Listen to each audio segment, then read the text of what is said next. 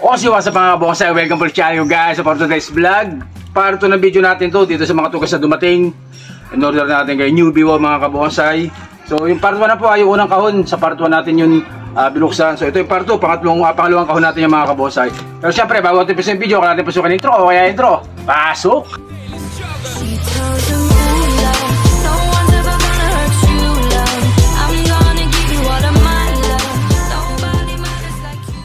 At yan na nga guys. Yan.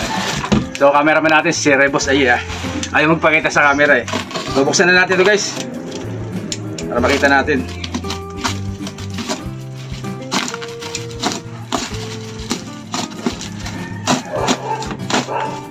So yung unang binuksan natin sa part 1, 45 pieces mga kabosay. Ang dami. 45 pirasong tugas yun. Matindi yun. So, ito hindi natin alam kung ilang piraso to. Hindi natin alam kung ilang piraso tong pangalawang box. Pero siguro mga nasa 40 piraso rin to guys. O ganyan sila mag-box mag-pack pala. Babalot ng plastic na itim na to. Tapos kakarton. Tapos yung karton binabalutan nila ng packaging tape. So kaya ang dating nung ginawa nila parang naka-ICU na rin yung halaman. So bali 10 days, halos 10 days to dumating dito sa Rizal, sa amin sa Cainta Rizal, galing ng Davao. So yung tagal ng shipping depende sa layo ninyo sa area nyo kung saan kayo. Pero dito sa Rizal, halos 10 days siya dumating mga kabosay. So ito ata yung medyo maliliit. So sa part 1 natin medyo malalaki yung nakabalot doon.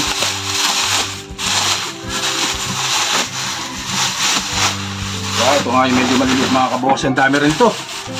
Kahit maliliit to, dami. So isayin natin para makita nyo. Maka-small. So ganito kalupit ang tugas mga kabos. Kita nyo pagdating dito, may mga shoots no. Kita nyo yan. May mga shoots na. So ganyan kalakas ang tugas mga kabonsay. 10 days sa biyahe yan. May shoots na pagdating dito sa amin. Dami oh. Dalawa. Tatlo, apat. So depende, magkakaiba ito ng sukat. So, 5, 6, pero ang gaganda kahit maliliit. Small. 7.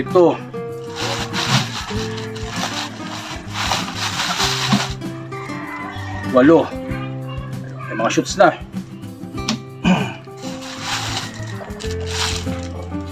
9, 10.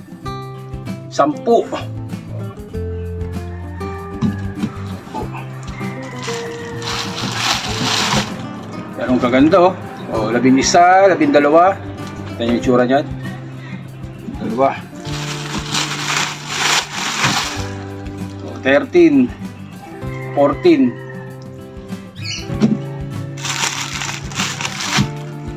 15. Oh, kita nyo kung gaano kalakas. Grabe dami shoot oh. 15. Oh, 16. Lito, cute.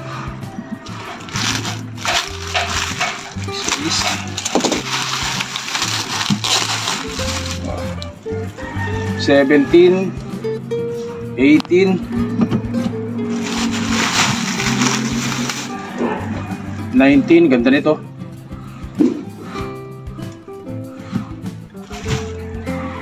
20.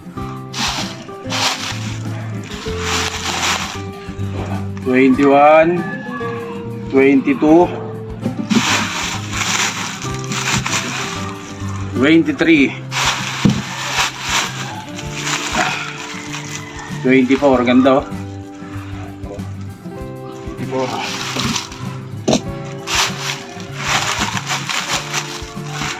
25. Itsura niya. Ganda.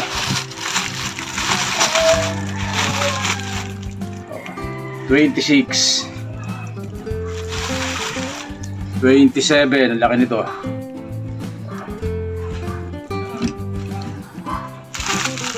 27.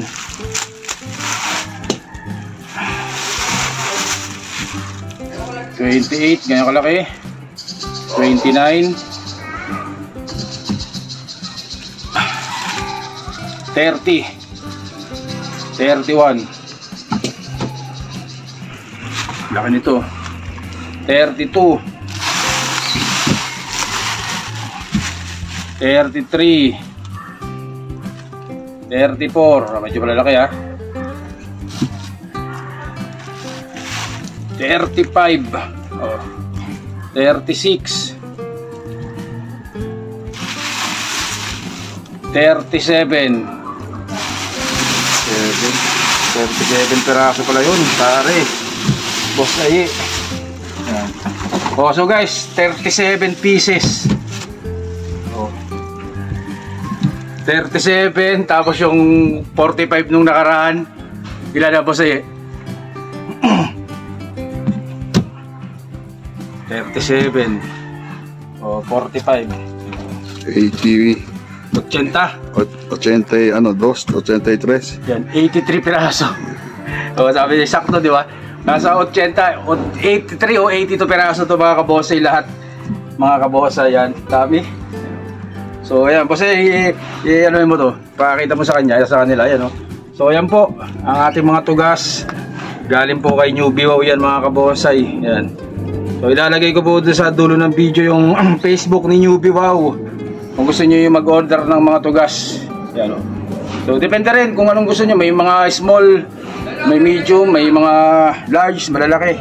So ako in-order ko talaga yung maximum niya, ganyan kalaki lang. Kasi medyo maliit yung bonsai natin, kaya medyo maliliit ang alaga nating bonsai ngayon guys. Pero syempre, itong mga ito, for sale din yan. So ang gagawin ko, bubuhayin ko muna. So ilang months nating bubuhayin yan. Tapos pipiliin natin na sanga. Tapos i-wire, kahit first wiring natin, siguro kahit hindi na, pag nabuhay natin, so benta na natin, dispose na natin itong mga kabonsai. Yan. Bubuhayin natin, tatanim natin, dispose natin. So ang gagawin ko, ibababad ko muna to sa B1. B1 yung ano natin, nasa na ba yung B1? Nasa likod mo po siya. Yan, B1. So gamit ko nung nakaraan, so hindi ko mahanap. So pinahiram sa atin ni boss ay, binigyan tayo ni boss itong B1, ginagamit niya. So ganoon din, rooting hormone din. Bababad natin magdamag. Bukas ng umaga ko itatanim. So hapon na ngayon, mag-aalas 5 na. So tama-tama yan. Hindi naman siya babad na babad. Basta also overnight natin ibababad yan. Tapos bukas ng umaga itatanim na natin. So babad na, nakababad talaga. Ibig sabihin, ilalagay natin sa drum, sa ganito. Yan. Lalagay natin dyan, pupunin natin ng tubig. Ilulubog natin siya dyan para talagang lumakas yung halaman natin mga kabonsai. Yan. So part 2 ng video natin, puntahan nyo yung part 1, yung unang binuksan natin na mga tugas galing kay Newbie Wow mga kabonsai. So babad natin guys, babad natin. At yan na nga guys, so kagaya rin po ng ginawa natin doon sa part 1, so binabad ka rin natin. So ibababad ko rin ng overnight.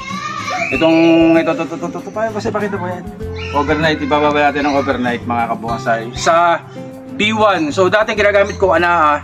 So ito po ay for sharing lang. Kung ano yung ginagawa ko, yun lang po yung sineshare ko. So ito po ay na-tested ko na sa mga dating materialis na binili ko rin na tugas. Overnight ko binababad. So ngayon hapon naman na.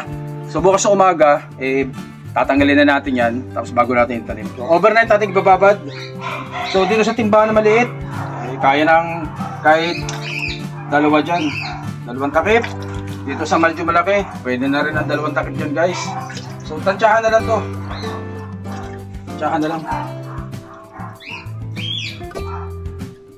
At kahit po hindi nyo ibabad sa ang tugas, mabubuhay po yan. Pero para mas lumakas siya at para mas sigurado tayo, ibabad na lang natin. Meron naman na tayong bababaran. So babad na natin yan guys. Sana magkasya. Babad natin. Overnight nating bababad to guys. Overnight. As in babad, pati katawan, nakalubog talaga. Nakalubog So ito po matagal ko nang ginagawa at ganito po ako magbabad ng materyales. Yung mga maliliit, pero yung malalaki, kahit yung ugat lang, yan, pwede nang ibabad overnight.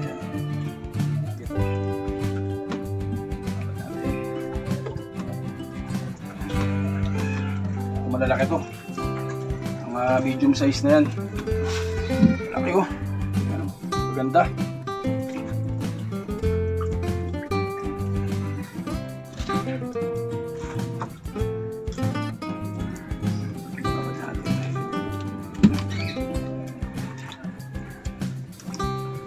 Kasya, boss. Aye. Oh, apaw pa nga eh.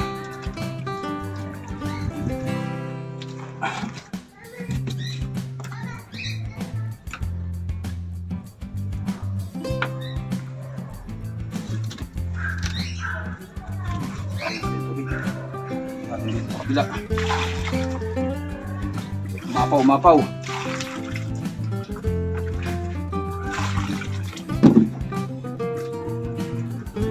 Sakto. Masapasay lang natin. Tapos, pulutin natin yung plastic. Pulutin natin yan.